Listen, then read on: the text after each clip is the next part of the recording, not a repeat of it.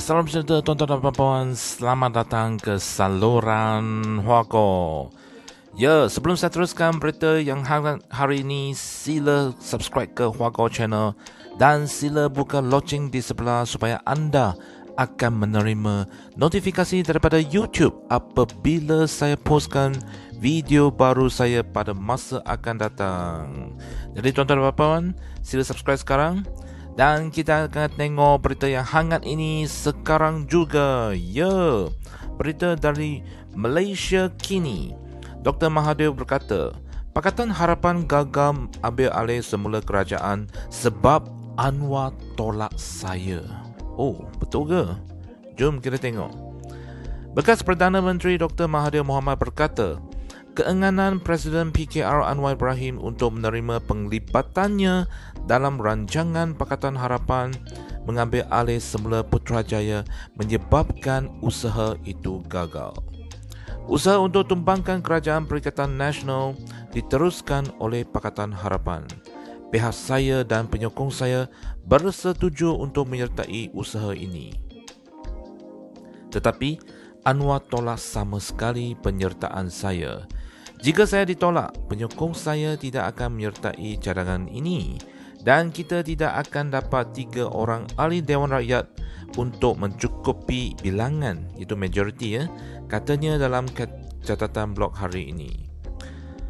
Perdana Menteri Muhyiddin Yassin mempunyai sokongan sebanyak 112 daripada 222 ahli parlimen, namun terdapat 2 kekosongan di Dewan Rakyat berikutan kematian seorang ahli parlimen kerajaan dan seorang pembangkang.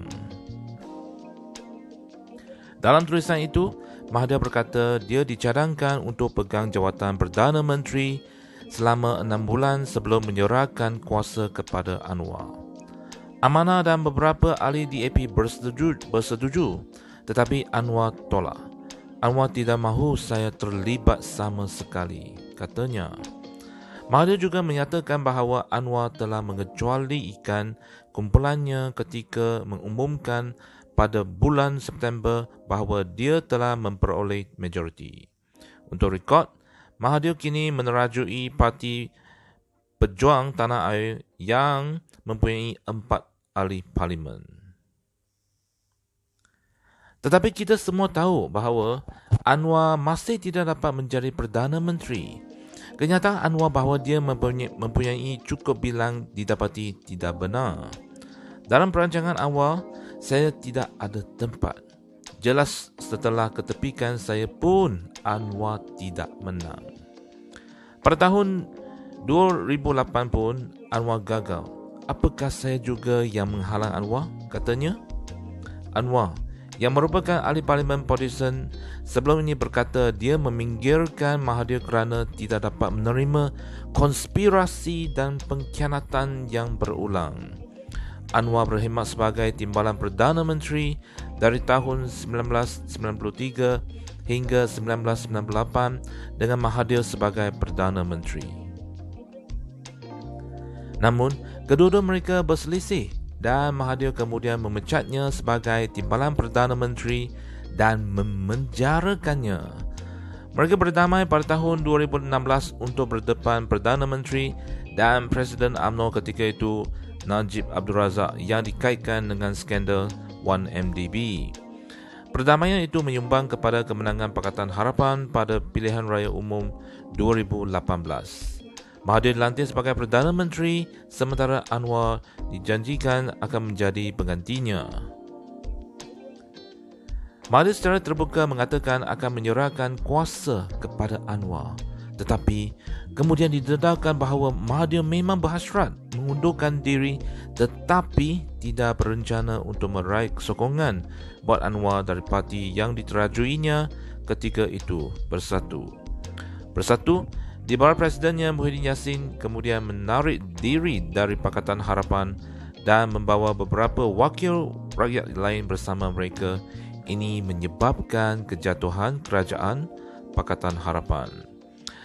Mahathir menentang langkah Muhyiddin untuk membentuk kerajaan gabungan baru kerana ia memerlukan kerjasama dengan UMNO. Mahathir akhirnya digulingkan dari Bersatu. Muhyiddin kebenarnya mengambil alih jawatan Perdana Menteri dengan Kerajaan Perikatan Nasional yang baru, dan Pakatan Harapan telah berusaha untuk mengambil alih semula kerajaan, tetapi kekeruhan hubungan antara Anwar dan Mahathir dilihat menjadi penghalang.